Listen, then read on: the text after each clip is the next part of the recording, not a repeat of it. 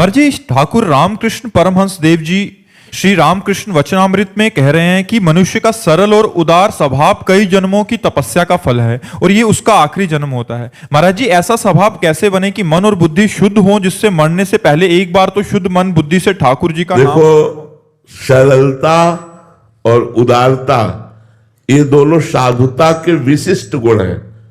संत सरल चित और जगत हित जान स्वभाव स्नेह, ये संतों की साधुता का गुण है।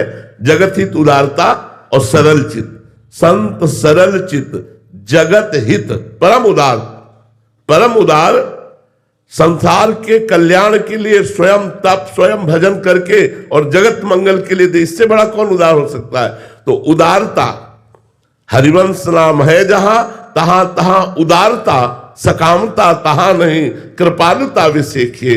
हरिवंश नाम लीन जे अजात शत्रु ते सदा, प्रपंच दम्भादि दे तहां कछु न पेखे।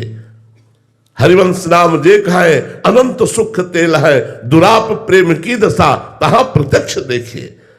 प्रेम मूल यह नाम है। जब भगवान का नाम जप करोगे और संतों का संग करोगे, भगवान की लीला कथा सुनोगे, भगवान की लीला कथा का गायन करोगे, तो ये भागवतिक सद्गुण है। जो सरलता और उदारता है ये भगवान के गुण है, इसीलिए संतों में आ जाते हैं। तो आप जब नाम जप करो, लीला कथा का श्रवण गायन करो, तो आपके हृदय में संतों के संग के प्रति प्रियता बढ़ेगी और संतों में ये गुण विराजमान होते हैं। सरलता और उदारता, सरलता और उदारता भगवान को रिझा लेती। मोहि कपट छल छिद्र न भावा, सरल स्वभाव न मन कुटिलाई। ये बहुत जरूरी है। कपट छल आदि का, दोष दर्शन आदि का त्याग सरलता सहजता से होता है। ये सरल स्वभाव भगवान का है, संतों में उतरता है। तो जब हम भगवान का नाम गुणगान करते हैं और संतों का संग करते हैं, तो दो महान सद्गुण हैं, सरलता और उदारता, ये हृदय में आ जाते हैं।